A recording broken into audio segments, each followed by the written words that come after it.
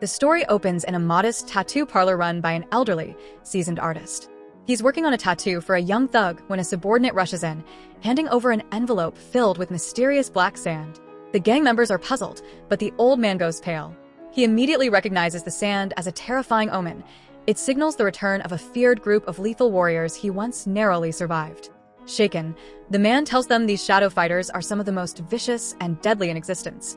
The gang laughs off his fear until he reveals a deep scar on his chest, evidence of a past encounter. He explains that his survival was only due to a rare birth condition. His heart is located on the right side of his chest. Suddenly, chaos erupts. A man's head is cleanly split in two, blood spraying across the room. From above, a thin wire descends, snatching another man into the air.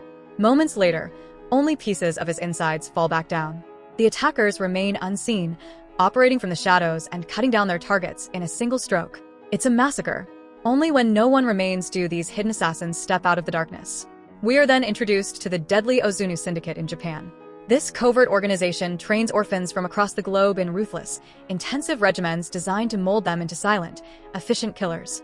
They are a secret weapon for powerful figures around the world, unseen by the public, but infamous among the elite. For a hefty payment of gold, one can hire their services to eliminate any target.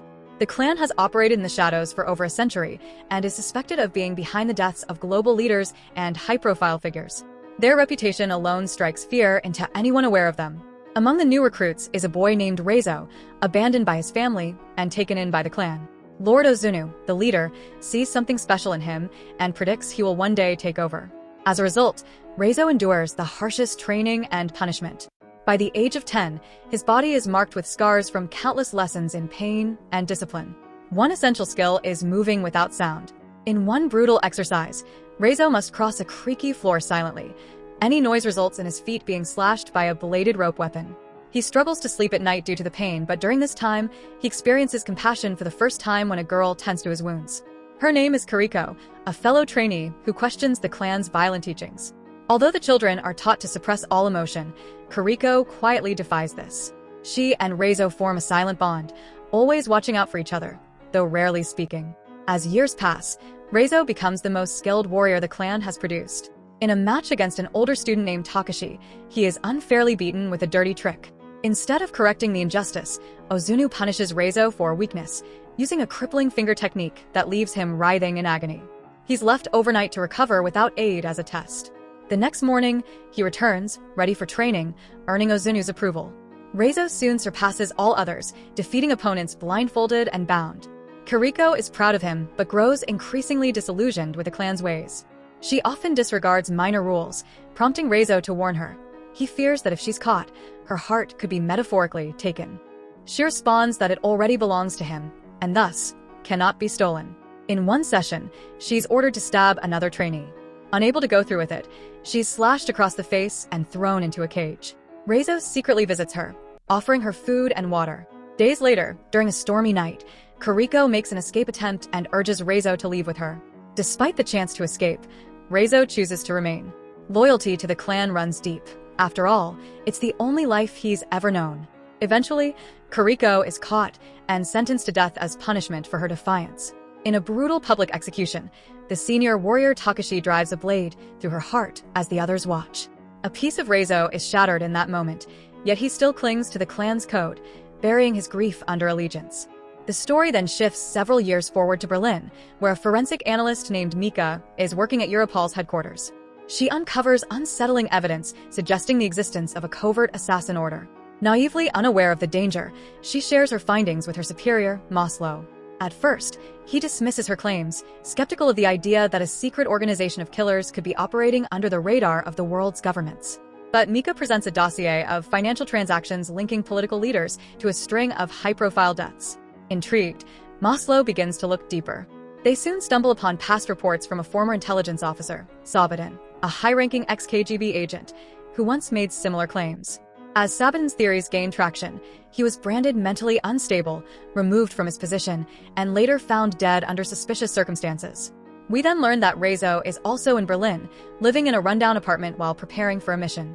He trains rigorously each morning using brutal techniques his mentors taught him, like balancing on a bed of sharp nails to sharpen his discipline. One day, while running errands at a local laundromat, he encounters a woman who initially seems unremarkable until he senses her true identity. She's one of them. Without a word, they engage in a fierce battle. Their fight is fast and deadly. Later, we see blood dripping from a washing machine, the woman's lifeless body spinning inside it. Meanwhile, Mika continues her search for the truth and seeks out the widow of Agent Sabadin. The woman reveals that her late husband had once been fearless. But after his discovery, he lived in constant fear. Every door had multiple locks. Every room was flooded with light. He was terrified of giving the shadows a place to hide. Despite all precautions, one night the power went out, and he never made it to the morning. Back at Europol, Mika receives an unexpected visit from a high-ranking official sent to review her performance. But the real reason is obvious. Word is spreading about her investigation, and powerful eyes are now watching her every move. Mika's relentless pursuit of the truth starts to draw unwanted attention. That evening, as she heads home cautiously, she discovers that her building is experiencing a blackout. Despite her instincts, she enters the pitch-black apartment and is immediately ambushed by a stealthy assassin. But just as she's about to be killed, another shadowy figure intervenes, eliminating the attacker. Her unexpected savior is none other than Raizo. We're taken back to another memory from Raizo's past, his initiation into the clan's world of death. On his first real mission, he unleashes years of pent-up rage, carrying out the assassination with brutal precision. After completing the task, he joins the rest of the clan atop a rooftop. Lord Ozunu praises him and motions him forward, but Raizo strikes, lashing him across the face and eye with his chain weapon. The betrayal prompts an immediate response from another ninja, who attacks and throws Raizo from the rooftop, leaving him gravely injured. Miraculously, Raizo survives the fall by crashing into a river. Since then, he has turned against the clan, sabotaging their missions from the shadows. He saved Mika because she became a target. The two flee to a hotel to change clothes, knowing the assassins can trace people by scent. Mika contacts Maslow and informs him she's with Raizo. Although Maslow recognizes that Raizo isn't the true enemy, he has orders, and disobeying them could cost him his life. When the three meet later, Raizo is ambushed and taken into custody. He's transported to a secret location and chained up in isolation. Mika later learns that Maslow arrested Raizo as a desperate attempt to protect him, believing that the facility might be the safest place. That night, she brings Raizo water, and he warns her that the assassins are moments away. She rushes to alert Maslow, but it's already too late. The lights fail, and the attackers descend from the shadows. Despite the guards' advanced weaponry, they are quickly overwhelmed.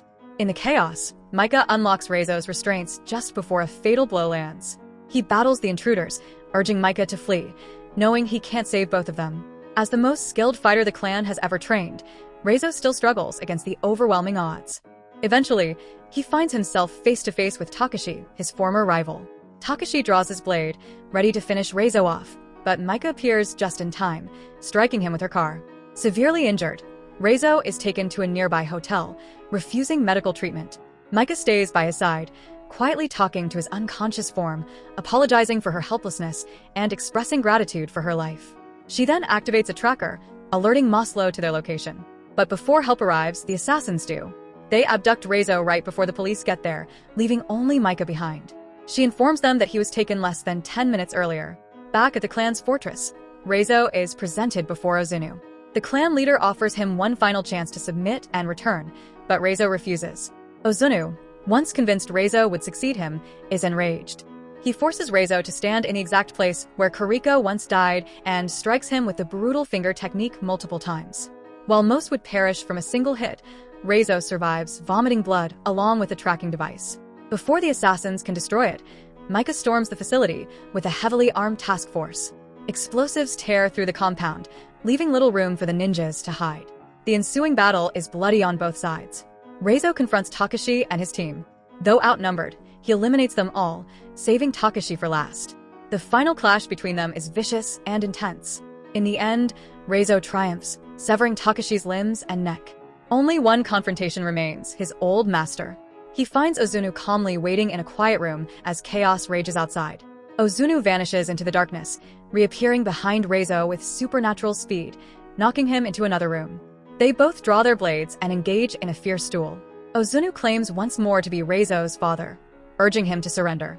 But Raizo declares he belongs to no one, and that killing Ozunu will be the beginning of his true life. They lunge at each other, but the master disappears yet again. Mika bursts into the room, hoping to help, only to be impaled through the chest by Ozunu's blade. As the master gains the upper hand, Raizo adapts, vanishing into the shadows and using Ozunu's own tactic against him. With swift, precise strikes from the dark, he cuts his former mentor down. In the final moments, the enemy is struck down by a blade to the shoulder, ending his life. Raizo carries Micah outside, where emergency responders rush in to assist her. It's revealed that, like Raizo, she was born with her heart on the right side of her chest, an unusual trait that ultimately saves her life. The closing scene shows Raizo leaping over the walls of the compound, fulfilling Kiriko's final wish for him to find freedom beyond the clan. If you enjoyed this story, don't forget to hit the like button, turn on notifications, and subscribe for more content like this. Thanks for watching.